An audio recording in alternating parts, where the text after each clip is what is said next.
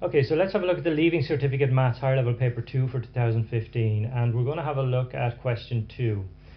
So a survey of 100 shoppers was randomly selected from a large number of Saturday supermarket shoppers, and it showed that the mean shopping spend was 90.45 euros and the standard deviation of this sample was 20.73 euros.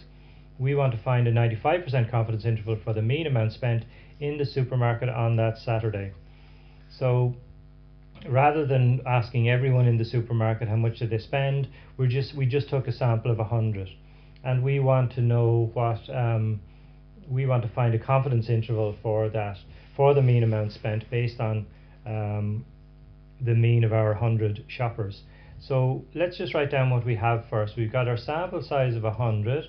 We've got the mean of our 100 was 90.45 euros, and it had a standard deviation of 20.73 euros. So we want to find a confidence interval for the population mean. So that's represented by mu here, this symbol here, this Greek letter here. So we take our sample mean, we subtract 1.96 times sigma over root n, and we take our sample mean and we add 1.96 times sigma over root n. So our population mean then will be within our x bar, which is 90.45. We've got to subtract 1.96 times our sigma, which is 20.73, divided by the square root of our sample size, which is 100. We put our mean here, 90.45, and we add 1.96 times 20.73, divide by the square root of 100 on this side. So when you work that out, you get on the left hand side you get 89.93692, and on the right hand side you get 98.06308. So what does that mean? Well, we didn't ask absolutely everyone on that particular Saturday how much they spent. We just went out and we took a sample of 100. So this mean wouldn't be exactly accurate. But how accurate is it? Well, we set up our confidence interval for the population mean, which we don't know, and we say that based on our sample of 100 and our mean and standard deviation that we got, the actual population mean, in other words, if we had have asked absolutely everyone who shopped and spent money in the supermarket that day and found the mean spend, it would be somewhere between these two numbers here. Now, it's at a 95% confidence interval, so what does that mean? Well, it means that if we were to repeat this exercise, let's say 100 times, the actual mean spend, population mean spend, would be within 95 of those intervals and not within 5 of them.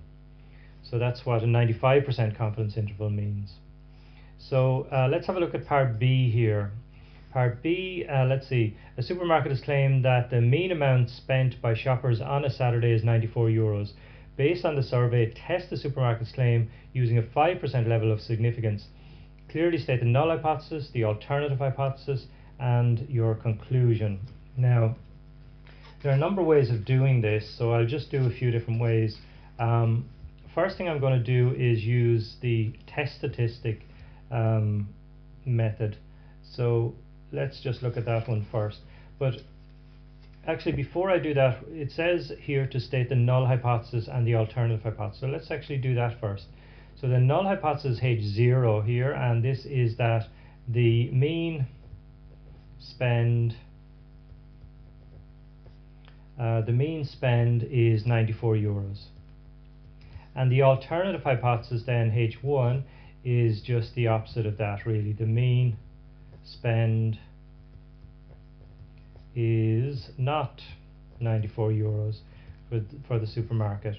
Now let's just write down what we have here as well again. So we have our X bar again, remember, was 90.45 euros. Our standard deviation for this mean was, for this sample I should say, was 20.73. Our sample size was 100, and now we have a population mean. We were told that the population mean is 94 euros by the supermarket. This is what they're claiming anyway. So let's just do what's called a test statistic. So we're going to try and calculate this test statistic. The test statistic really is just a z value, and you calculate z values for samples by taking the sample mean, subtract the population mean, and divide by what's called the standard error. So it's the square root of, it's sigma over root n. It's x bar minus mu divided by sigma over root n. So let's just stick in our numbers here and calculate our test statistic. So it's going to be 90.45. We're going to subtract the 94, which is our population mean. Our sigma here, our standard deviation, is 20.73, and then we're dividing that by the square root of 100. When you do that, you get minus 1.71. Now, what does that mean? Well, if you take your normal curve here, you've got minus 1.96 standard deviations from the mean, and you've got 1.96 standard deviations from the mean. So there, here and here, let's say. So down here is what's called the critical region, same with up here. So these are unusual values up here. If you're more than 1.96 standard deviations from the mean or less than minus 1.96 standard deviations from the mean, your values are unusual. Now in our particular case, our standard deviation, or number of standard deviations I should say, from the mean is, let's say, somewhere around here, minus 1.71. It's greater than this minus 1.96. So therefore it's not an unusual value. So it's actually greater than minus 1.96 standard deviations from the mean. So therefore what we would say here is that we fail to reject the null hypothesis.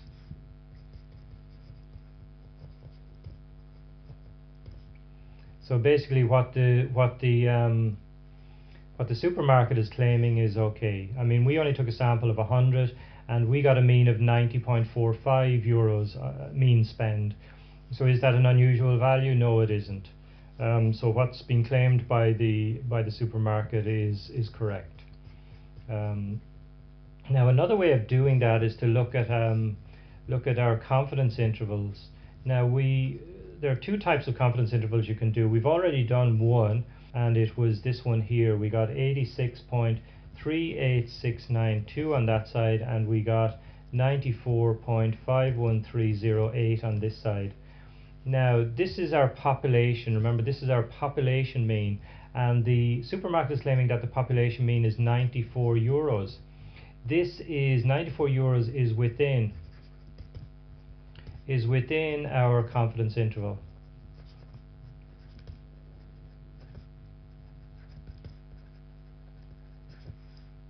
It's within this interval here. So therefore again we fail to reject H0, the null hypothesis, or there isn't enough evidence to reject the null hypothesis. So what the supermarket is claiming again is okay. Now the other way of doing that is, instead of doing a confidence interval for the population mean here, we could do a confidence interval for the sample mean. So if you were to take samples, and we could write a confidence interval for the sample means here, and that's just simply the population mean minus 1.96 times sigma over root n, and on this side is the population mean plus 1.96 times sigma over root n. So in our case we would have 94 out here, and we would subtract 1.96 times what was it, 20.73 divided by square root of 100, and the same over here.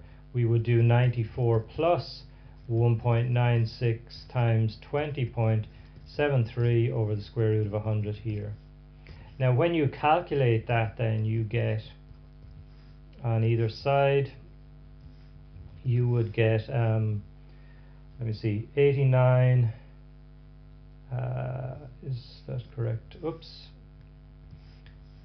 get rid of that for a second. We would get 89.93692 on this side, and we get 98.06308 on this side. Now, we took a sample of 100, and we found that our sample mean was 90.45 euros. And again, you can see that is within our confidence interval. Therefore, again, we fail to reject the null hypothesis, and what the supermarket is claiming is correct. Okay, so 3 different ways there of doing this particular question. Okay, so let's have a look at part C here then. Part C is to do with p-values, and we've got to find the p-value of the test you performed in part B above and explain what this value represents in the context of the question. So I have a normal distribution table here, so you can see Z values are down along here, and the second decimal place is along here, and your probabilities are in the middle here. So you've got positive values here. This particular table only has positive values of Z, so you got to work with that. Now, let's have a look at how you work out p-values. So the first thing we're going to do here is, we know that our Z value was minus 1.71. We worked that out already in part B. So that's what I'm going to use. We want to find the probability of getting this particular value or a more extreme value. That's what a p-value is. So in other words, if we look at our normal curve again, we got minus 1.71.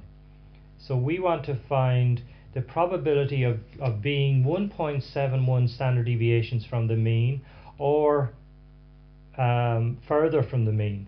So in other words, here, and we've also got to look at 1.71 on this side as well. So whatever probability we get, we got to double it. So it's the probability of getting this Z value here or a more extreme value. That's what a p-value is. So how do we work this out? We want the probability of Z being less than minus 1.71. Now, again, if you take your normal curve, whoops, we'll do that a little bit smaller. Let's look at our normal curve here. If you take minus 1.71, what we are looking for is the probability, first of all, of appearing down here. Now, first of all, we can't look up, from our table, we can't look up negative values. We can only look up positive values. So if we look up 1.71 and we try and find the probability of appearing here, remember the area, this area here is going to be the same as this area here because the curve is symmetrical.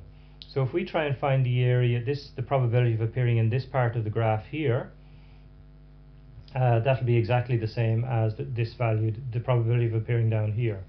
So, but unfortunately our table only allows us to look up the probability of Z being less than particular values. So if we look up 1.71 in our table, it will give us the probability of appearing down here, all this red area down here, which is not the area that we want. But because the probability of appearing under our normal curve is 1, we can just do 1 minus this red area, and that will give us this white area up here. So in other words, the probability, I'll just write it down here in white, hopefully, yeah, probability of Z being less than minus 1.71 is equal to 1 minus the probability that Z is less than plus 1.71. Sorry, that's the wrong way around. 1.71. So the probability that Z is less than 1.71 is all this red area here. We're doing 1 minus that to give us this white area up here. So that's going to be 1 minus. Let's have a look at our table. 1.71. This is our table here. Here's 1.7. This is 1.70 here. This is 1.71 here, which is 0.9564. 0.9564. 0.9564. Subtract those two and you get 0.0 0.636, I think it is, or 0. Let me just do that quickly on the calculator. Let me see. 1 minus point. Let's see what we got. 0.9564. That will give you 0.0436. 0.0436.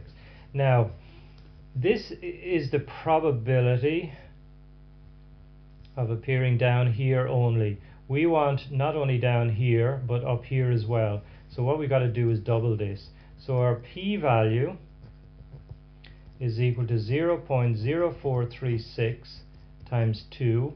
That will give you 0.0872, 0.0872, or in other words 8.72% if you like.